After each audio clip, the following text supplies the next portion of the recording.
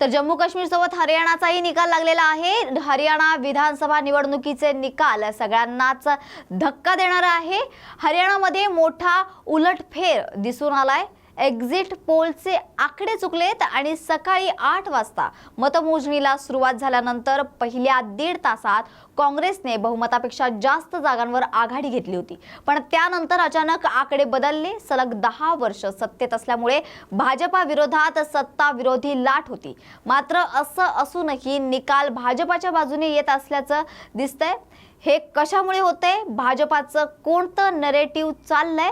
Exit poles कसे काय चुकले या सगळ्याबद्दल आता आपण माहिती घेणार आहोत। तर भाजपने निवडणुकीत सर्वाधिक उचललेला मुद्दा म्हणजे कुमारी शैलजाचा मुद्दा। कुमारी शैलजा यांना इच्छा असूनही विधानसभेचं तिकीट मिळालं नाहीये। त्यांच्या जवळच्या माणसांना कमी तिकीट मिळाली। त्यातूनच भाजपाने काँग्रेस दलित नेत्यांचा आदर करत नाही असा संदेश देण्याचा प्रयत्न केला। स्वतः पंतप्रधान नरेंद्र मोदी यांनी इशाऱ्यांमध्ये या मुद्द्यावरून वार केला। लोकसभा निवडणुकीत काँग्रेसने संविधान बदलणार असं नरेटिव्ह सेट केलेलं। भाजपने शैलजाच्या निमित्तानं काउंटर नरेटिव्ह सेट केला। भाजपने तिसऱ्यांदा हरियाणात सरकार स्थापन केलं तर ते दलितांना आपल्याकडे आणण्यात यशस्वी ठरले असं म्हणता येईल। तर भाजपने नोकरीत खर्ची आणि पर्चीचा कथित ट्रेंड बंद करण्याचा मुद्दा उचलला। भाजपाने खर्ची पर्ची मुद्द्यावरून भूपेंद्र हुड्डा यांना घेरलं। हुड्डा यांच्या 10 वर्षांच्या कार्यकाळात खर्ची म्हणजे पैसे देऊन आणि पर्ची म्हणजे शिफारशीच्या आधारावर नोकऱ्या दिल्याचा मुद्दा लावून धरला। भाजपाचा दावा होता की त्यांच्या 10 वर्षांच्या शासनकाळात नोकऱ्या पैसे न घेता आणि कुठल्याही वर्गासोबत भेदभाव न करता दिल्या जातील।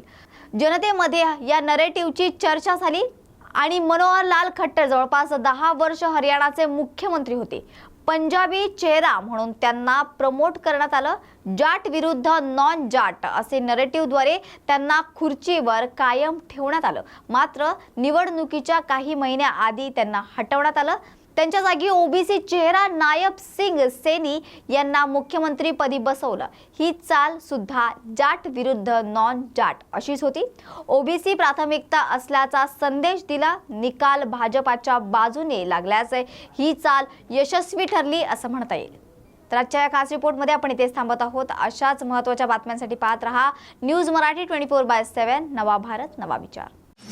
न्यूज मराठी 24/7 नवा भारत नवा विचार।